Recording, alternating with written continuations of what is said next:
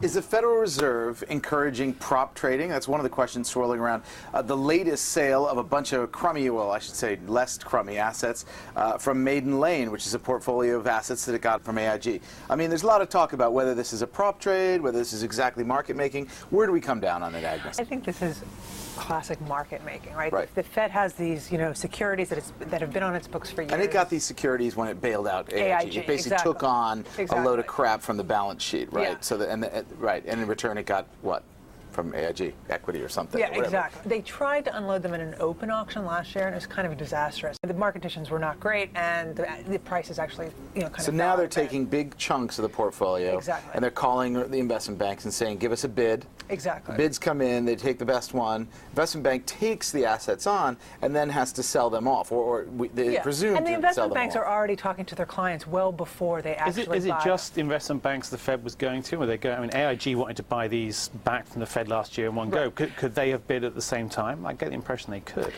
The people that participated were, Credit Suisse, Goldman Sachs, I think Barclays was in one of them. I mean, it was classic investment banks, right? AIG had said that they wanted to buy all of them. But they did buy chunks of it so they got banks. Parcels of the overall portfolios that were sold by Credit Suisse or Goldman Sachs, right? It could have been from both. But just going back to the point, I mean, this is what banks do. They buy this stuff. They make a market. They intermediate between a buyer and a group of sellers. And you need to have an inventory to be able to do that. So this huge slug of stuff coming through from the Fed on Maiden Lane is a great way of saying we think we can get our hands on X, what, $6 billion was one of the trades of subprime mortgage bonds. But again, so they can pick up the phone and call anyone else and say, look, we'll look at the inventory stuff we've got. But I think the point to make with this is like they also got orders beforehand, right? So I mean, Credit Suisse was able to get more or less about 2/3 of its inventory within a day out into the market. It's a classic block trade. It's precisely what, it's a block trade, but it's also it's regular market making. Yeah. The issue is,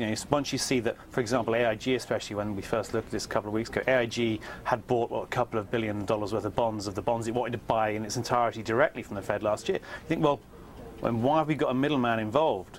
And if they've held on for that for so long, has not Goldman Sachs or Credit Suisse and somehow made money on this? And that's we the whole assume debate. They have. I mean, they wouldn't do this if they weren't making. This is the thing. The Volcker rule says no prop trading, and all we want you to do is collect a fee from a trade. But in fixed income, unfortunately, for the Volcker rule, you often make money simply by holding stuff on your balance sheet. It can be called a carry trade if you want, but it's also we're taking the risk. If the price goes up or down, there's a time horizon element to it. They're not warehousing it, just going back to your point. But what's warehousing? Is warehousing 1 day, 5 days, 3 months? No, and this is going to be the tough thing for regulators and the banks to figure out. But the reality is, like, this kind of inventory fixed income is not stocks. It's hard to move. There's not an exchange that you can can offload this stuff quickly. I mean, this is part of the issue. These are very, very specific, weird CUSIP things that you've got to look at. And particularly this kind of mortgage debt, even in the boom times, this stuff didn't trade very well. So I mean, again, this is like, and again, I think this is what they're going to figure out. I mean, I think the Volcker rule, I think it's going to, it's going to come. I think people will adjust to it, but it will make things a little bit. I think banks,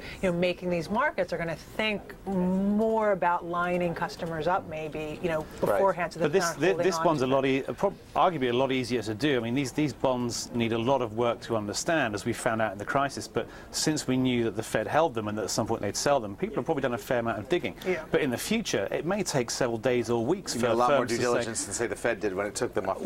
Although it did make some money, don't forget. Well, that's good. All right. Well, look, this is a good topic, and we'll be back with more Breaking Views tomorrow.